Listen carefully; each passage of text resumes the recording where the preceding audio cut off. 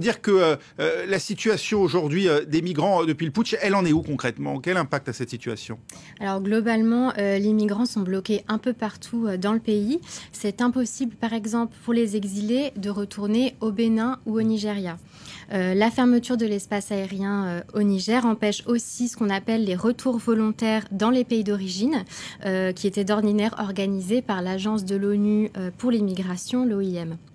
L'agence a d'ailleurs déclaré il y a quelques jours que 1800 migrants originaires du Mali et de Guinée n'avaient pas pu rentrer chez eux et qu'ils étaient coincés au Niger. Ce qui bloque aussi, c'est, depuis le 26 juillet donc, l'arrêt des transferts de migrants entre les centres de l'OIM au sein même du pays. Ces transferts, en fait, permettaient de désenclaver les lieux d'accueil, de mieux répartir les migrants dans les régions d'Agadez et Niamey. Aujourd'hui, ça, ce n'est plus possible. Les 7 centres de 5000 places chacun sont tous à saturation.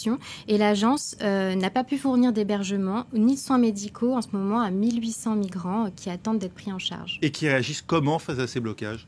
À Info Migrants, nous avons recueilli des témoignages d'exilés qui sont dans l'attente, comme celui d'Aruna. C'est un Camerounais qui est hébergé à Niamey par le Haut Commissariat aux réfugiés de l'ONU. Au téléphone, il semblait complètement perdu, très angoissé.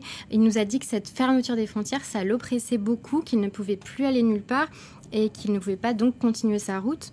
Un autre exilé, un Éthiopien, cette fois David, lui s'est dit désespéré. Il avait vraiment tout programmé pour rejoindre l'Europe et cette pause obligée l'a complètement anéanti. On retrouve cette tension ailleurs dans le pays, dans d'autres villes du Niger? Oui, on retrouve ce blocage au nord du Niger, plus précisément dans la petite ville d'Assamaka. Cette commune, elle est située à la frontière avec l'Algérie et c'est là que très régulièrement, depuis des années, les autorités algériennes abandonnent les migrants après leur expulsion d'Algérie.